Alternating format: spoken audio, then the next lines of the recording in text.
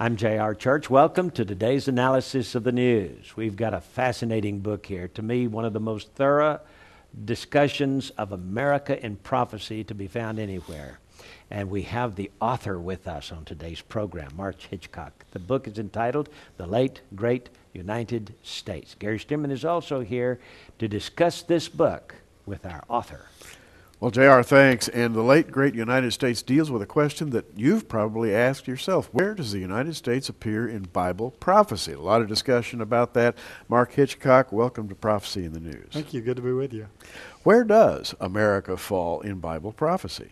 Well, America doesn't fall in Bible prophecy. That's really the thesis of the book is that we don't find America mentioned. Obviously, the words United States or America aren't mentioned, but even in other, some type of symbolic or metaphorical reference, I think America is just simply missing. But I think that silence is a silence that's very significant, the fact that America is not mentioned. Yeah, the silence is deafening, isn't it? Yes, it is.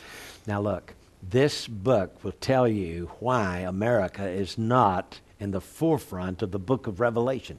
We are the number one nation in the world today. We are the superpower. We have been since World War II. Why is, and by the way, we believe we're living in the last days. Everything looks like it's moving toward a one world government. Maybe the Antichrist will rise one of these days soon. Maybe Jesus will come back in our lifetime. The point is, why is the United States missing in specific Bible prophecies? This book will tell you why. And I especially like what you did on the history of the question. Since the mid-1800s, there are people who have been suggesting the United States is here in Bible prophecy or there in Bible prophecy. Tell us about it. Well, this question is a big question now that everyone's asking, but it's not new. It goes all the way back. I traced it all the way back to the 1840s, 1850s. People writing books about where's America in prophecy. Even the great Lutheran commentator, J.A. Seiss, addressed that topic in one of his books. So this is a question people have been asking for a long time. There have been a lot of answers to the question. So I think it gives people some good historical reference. A lot of times I think we just kind of feel like, we're living now. We're the only people that have ever existed or ever wondered about these things. So give a little bit of historical reference to the little context to it.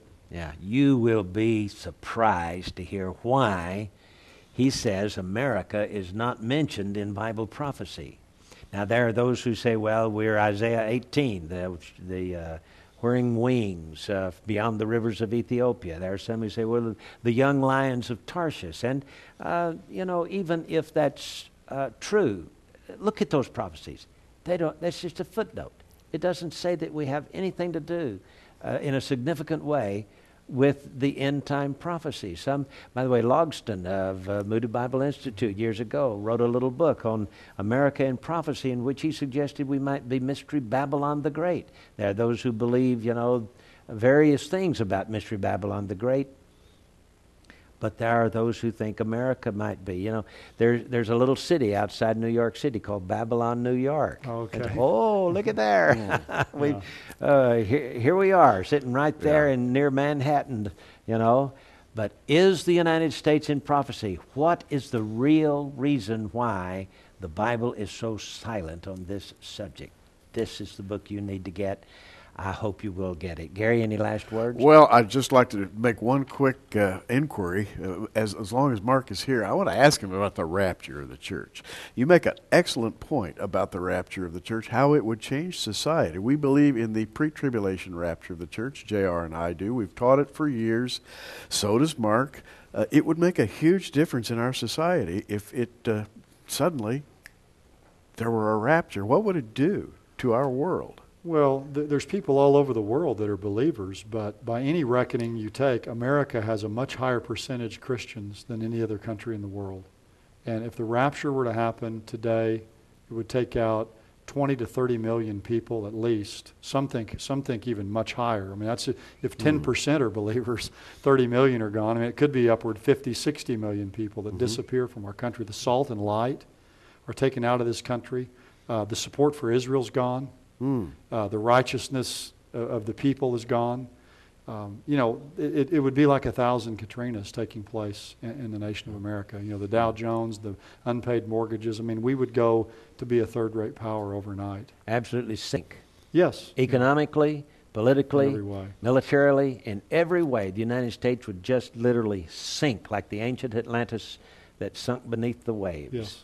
And for that reason, by the way, God doesn't have anything about the United States in the end time prophecies in the book of Revelation. This book will tell you all the story about it. It's something you really need to get. I hope you will. You can order it right here on the website. Order it today, will you? Or call the 800 number at the bottom of your screen and tell the folks you want to get The Late Great United States by Mark Hitchcock. And we've interviewed Mark for our television program, so watch for it when it comes up on the website here, and watch the entire half-hour interview on this marvelous subject. I'm J.R. Church. We'll see you again Monday with our analysis of the news.